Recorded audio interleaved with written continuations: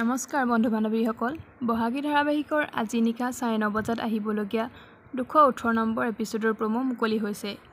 যোৱা খণ্ডত আপোনালোকে দেখা পাইছিল যে পৰিয়ে কিশোৰক ইগনোৰ কৰি থকা বাবে সুশীলৰ ঘৰলৈ কিশোৰ মদ খাই অহা দেখা পাইছিল। আজি খণ্ডত আপোনালোকে দেখা পাব নীলমে স্বৰ্ণালীক বিয়া পাতি অনা বাবে মাকে স্বৰ্ণালীক বিভিন্ন ধৰণে বেয়া ব্যৱহাৰ কৰে।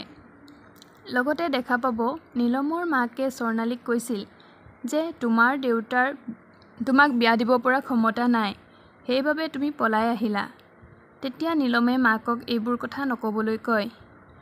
অন্যহাতে কিশোৰে পৰিঘৰত মদ খাই সুশীলৰ লগত তৰ্ক কৰা দেখা পাব। সুশীলে কিশোৰক লিমিট ক্ৰছ কৰি কথা নকবলৈ কয়।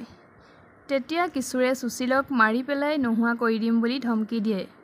অন্যহাতে নীলমৰ মাকে স্বৰ্ণালীক বেয়া ব্যৱহাৰ কৰাৰ বাবে দুখবোৰ নিজে গাত পাতি ল'ম বুলি কয় আৰু সকলোবোৰ মই চম্ভালি ল'ম বুলি নীলমক কোৱা দেখা পাব আজি নিশা 9:30 বজাত। আজি খণ্ডটো সম্পূৰ্ণকৈ চাবলৈ চেনেলটো ছাবস্ক্ৰাইব কৰি ভিডিঅ'টোত এটা লাইক কৰি দিব। ধন্যবাদ।